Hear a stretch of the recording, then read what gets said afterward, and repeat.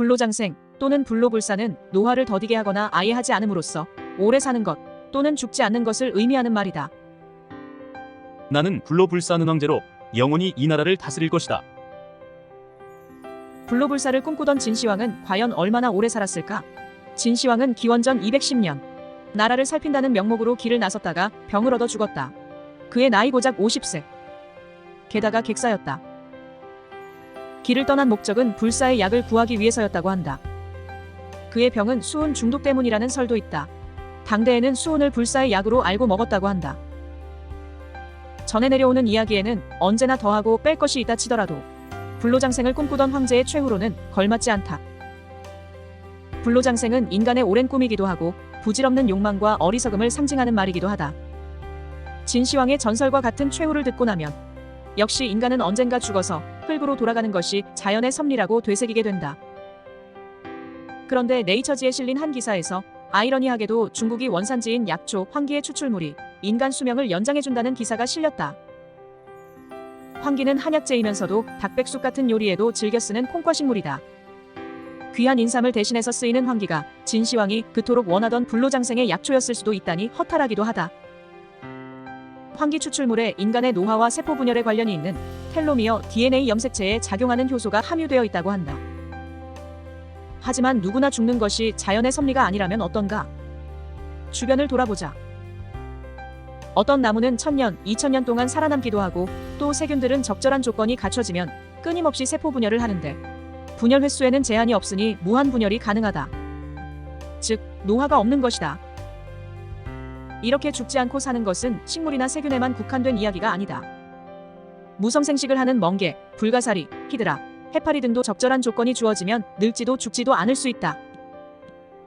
투리토프시스 누트리콜라라는 해파리는 이론적으로 무한히 생명을 반복할 수 있다고 알려져 있다. 투리토프시스는 카리브해 연안에 서식하는 약 5mm 크기의 아주 작은 해파리다.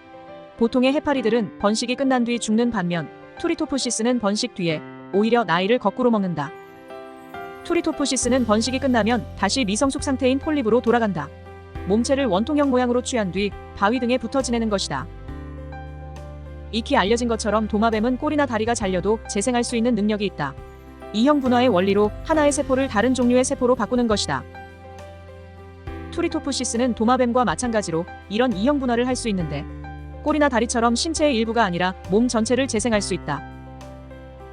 그런데 죽지 않는 해파리라니 계속 번식만 하고 죽지 않는다면 개체수가 얼마나 많을까? 정확한 개체수는 아직 파악되지 않고 있다. 본래 투리토프시스는 카리브해에 서식했지만 지금은 열대기후의 바다 어디서나 발견되기 때문이다.